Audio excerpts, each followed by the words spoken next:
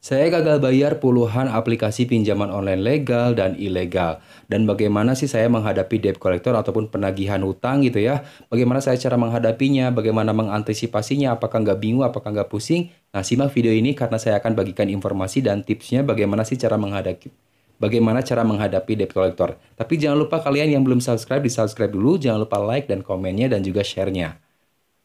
Ketika kita terlambat membayar tagihan di salah satu aplikasi pinjaman online ataupun lembaga keuangan ya, yang legal maupun yang ilegal, sudah pasti kita nanti akan berurusan dengan yang namanya debt collector ataupun jasa penagih hutang. Nah, ingat ya teman-teman, untuk jasa penagih hutang itu ada beberapa jenis, ada yang debt collector, ada yang debt collector, ada yang pihak internal dan ada pihak eksternal juga. Nah, hal yang harus kalian lakukan ketika kalian didatangi debt collector, kalian nggak usah takut. Yang pertama, kalian harus tanya dulu baik-baik mana surat tugasnya, mana dokumen identitasnya seperti kartu ID cardnya atau kartu apa sih namanya, kartu identitasnya dia gitu ya, kartu namanya dia ataupun surat tugas dari perusahaan aplikasi pinjaman online ya, pokoknya dokumen lengkapnya. Kalau misalkan dia tidak bisa menunjukkan dokumen lengkapnya, kalian suruh pulang lagi aja. Karena sekarang lagi banyak banget ya informasi di luar sana kalau banyak oknum-oknum debt collector. Jadi kita tahu ya kalau misalnya aplikasi pinjaman online itu bisa menjual data-data kita, apalagi aplikasi pinjaman online ilegal. Jadi banyak orang-orang yang memanfaatkan apa ya? Memanfaatkan celah tersebut gitu ya untuk mengatasnamakan dia sebagai debt collector A gitu ya, padahal dia tuh memang bukan penagih dari perusahaan tersebut. Jadi banyak ya. Jadi yang pertama adalah kalian harus menanyakan dulu identitasnya dia dan dokumennya dia. Lalu yang kedua adalah kalian jangan pernah menjanjikan tanggal atau menjanjikan waktu kepada debt collector. Kenapa sih seperti itu? Jadi gini Kak, kalau misalkan kita menjanjikan misalkan saya akan bayar tanggal sekian gitu ya, dan ternyata tanggal sekian itu nggak ada.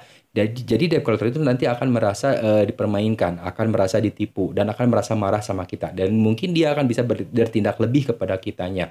Lebih baik kita kooperatif aja, kita bilang aja kalau misalkan nanti sudah ada uangnya atau sudah ada dananya, nanti saya akan bayar dan saya akan hubungi Anda gitu ya. Jangan pernah menjanjikan gitu ya. Karena apa? Karena pihak debt collector juga pasti mereka akan melaporkan tanggal tersebut kepada perusahaannya, dan jika tanggal tersebut tidak ada, dia yang akan kena. Maka dia akan berimbas kepada kita juga. Lalu yang ketiga yaitu adalah jika debt collector tersebut membuat keonaran, membuat kegaduhan, ataupun sampai kekerasan, jangan ragu kalian laporkan ke RT RW setempat. Kalian panggil tetangga kalian panggil keluarga kalian. Suruh usir aja dia, ya, suruh pulang aja. Karena tidak ada yang namanya kekerasan di dalam debt collector di dalam aturan untuk penagihan utang tersebut gitu. Itu udah tindakan kriminal, itu nggak boleh. Lalu yang terakhir adalah tetap kalian harus positive thinking, walaupun kalian sedang dikejar-kejar debt collector, kalian harus tetap melanjutkan hidup. Kalian aktivitas seperti biasa aja, kerja aja seperti biasa. Hilangkan rasa ketakutan kalian, takut dipidana, takut seperti apa gitu ya. Tetap aja, karena kalau misalnya kita terlalu berpikiran negatif, ujung-ujungnya kita jadi malas untuk ngapa-ngapain. Jadinya kita nggak produktif, kita jadi nggak kerja, gak gimana, malah makin suram nantinya. Biarkan aja, karena kita memang udah nggak punya apa-apa, kita nggak ada apa-apa lagi gitu ya, apa yang mau kita berikan gitu ya. Pokoknya positive thinking aja, nanti kalian jalani hidup, kalian kerja seperti biasa, ada penghasilan kalian bayar gitu. Nah itu mudah-mudahan informasinya bermanfaat ya buat kalian. Terima kasih sudah menonton, jangan lupa like, komen, dan subscribe.